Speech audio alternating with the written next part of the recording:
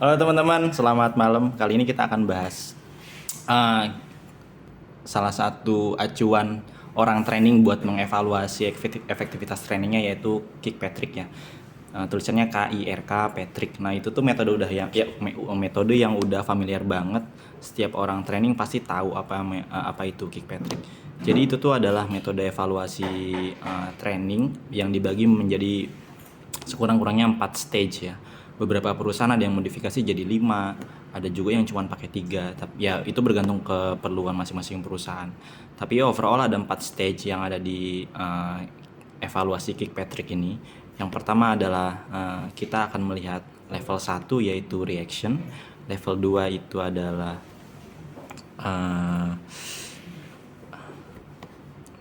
yang pertama adalah reaction, yang kedua adalah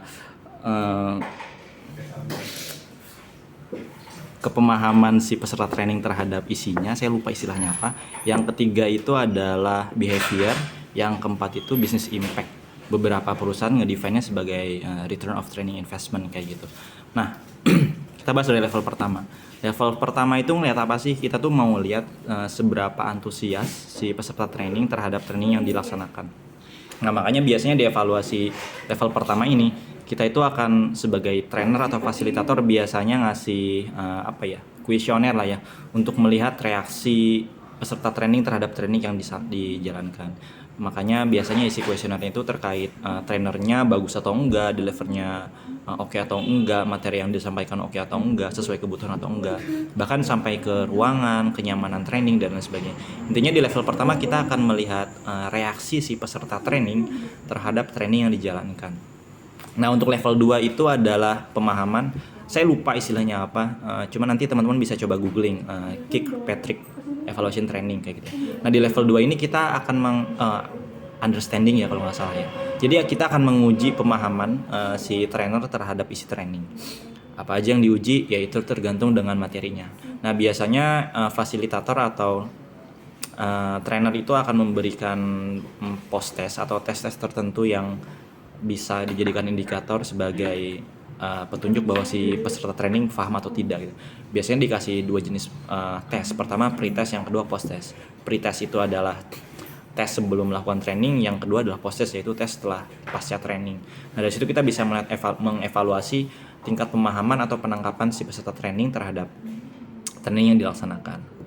Nah, ya umumnya sih dilakukannya pre-test sama post-test itu yang paling umum pakai banget gitu loh. Dan soalnya itu biasanya disediakan oleh fasilitator atau dari modul yang sudah disediakan. Bergantung pada modul yang sudah disediakan. Nah, level 3 adalah behavior. Nah, behavior ini adalah melihat perubahan kebiasaan yang ada pada si trainee gitu ya. Dan untuk mengevaluasinya biasanya nggak cukup dalam 1 atau 2 hari. Biasanya kalau di tempat saya dulu itu dipantau dalam waktu 3 hari, 3 bulan kayak gitu, atau 1 bulan 2 bulan.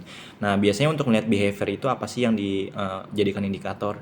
Nah, secara praktis biasanya kalau di tempat saya dulu itu kita ketika sudah training outhouse atau training eksternal itu kan kita biasanya ngeluarin budget tuh. Nah, biasanya kita ngasih mereka assignment atau penugasan, atau setelah 3 bulan kita ngasih mereka evaluasi pakai tools 360 ya ke atasannya. Jadi untuk melihat apakah ada perubahan kebiasaan yang dilakukan oleh si trainee ini, atau ketika kita ngasih assignment misalkan apakah ada sesuatu yang diimplementasiin. Seandainya ada sesuatu yang diimplementasikan dan dia punya impact, tandanya ada sesuatu yang berubah dari dirinya, entah itu dari segi sikap atau dari segi kemampuan dan lain sebagainya. Nah, itu evaluasi behavior. Biasanya evaluasinya entah itu 1, 2, atau 3 bulan. Pokoknya tidak bisa dievaluasi dalam waktu dekat kayak gitu ya. Intinya kita melihat implementasi seorang trainee terhadap training yang sudah dilaksanakan. Nah, yang terakhir adalah ROTI atau business impact lah ya. ROTI itu kepanjangan dari return of training investment. Jadi kita ngelihat seberapa bagus ya return kita ya. Kayak ibaratnya lu punya bisnis dengan modal 20 juta. Setelah berjalan di bulan selanjutnya lu dapat 40 juta. Berarti kan returnnya ada 20 per berapa? 10 ya tadi ya. Sedangkan punya bisnis modal 10 juta, lu dapat 20 juta, maka rotinya ada 50%. Nah, sama halnya dengan training. Jadi beberapa perusahaan yang emang serius terhadap training, dia ngukur rotinya kayak gitu. Seberapa besar balik modal yang didapatkan oleh perusahaan terhadap training atau investasi terhadap training yang telah dilaksanakan kayak gitu. Semakin gede semakin bagus. Misalkan ketika lo punya misalkan lo punya 10 orang sales, 5-nya lo trainingin gitu loh, dengan harga training masing-masing orang tuh 10 juta, maka biaya trainingnya adalah 60 juta kurang lebih gitu kan. Nah, biaya training 60 juta ini apa sih impactnya? Seharusnya secara kalkulasi 6 bulan ke depan kita punya sales yang 2 kali lipat lebih tinggi misalkan. Nah, maka kita bisa hitung revenue apabila kita ikut training dengan revenue ketika kita ikut training, tinggal dipresentasikan gitu terhadap modal training. Nah, hasil kita punya persentase seberapa sih return of investment dari yang udah kita berikan terhadap training kayak gitu. Nah, itulah 4 stage dari Kirkpatrick. Semoga bermanfaat. Apabila ada kesalahan itu pure dari saya. Teman-teman bisa googling lebih lanjut di Google,